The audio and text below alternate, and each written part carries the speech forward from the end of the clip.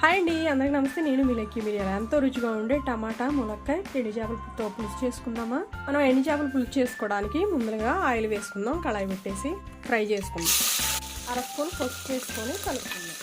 ఇలా ఎర్రగా వేగితే చాలు ప్లేట్లోకి తీసుకుందాం. టమాటా ముక్కలు, పచ్చిమిరపకాయ ముక్కలు, అలానే ములక్కాయలు వేసి ఉడికించుకుందాం. తగినంత ఉప్పు వేసి ఒకసారి కలుపుదాం. టమాటా ములక్కాయ మగ్గేటప్పుడే కారం వేసినాక బాగా ఇలా కలిపేసి మూత పెట్టాలి. టమాటా ములక్కాయ సగం మగ్గినాక ఎండు చేపలు వేసుకుందాం. ఇవి ఒకసారి ఇలా కలుపుదాం. నిమ్మకాయ సీజన్ చింతపండు తీసుకొని ఇలా నానబెట్టేసి పులుసు తీసుకోవాలి.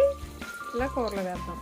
ఒక స్పూను చింతాకు పౌడర్ వేస్తున్నాను. ఈ పౌడర్ వేస్తే కూర అనేది చాలా టేస్ట్గా ఉండిద్ది, చాలా బాగుండిద్ది. మనం చింతాకు పౌడర్ వేసాం కదా, 10 నిమిషాలు ఇలా ఉడకనిద్దాం. కూర ఉడికి దింపిపోయే ముందల ఉల్లిబందు అలానే కొత్తిమీర కట్ చేసి ఇలా వేసుకోవాలి. టేస్ట్ అనేది చాలా ఎంతో టేస్టీగా ఉండి ఎండు చేపలు టమాటా ములక్కాయ కూర రెడీ అయిందండి. వీడియో నచ్చిందా? లైక్ చేయండి, షేర్ చేయండి, సబ్స్క్రైబ్ చేయండి.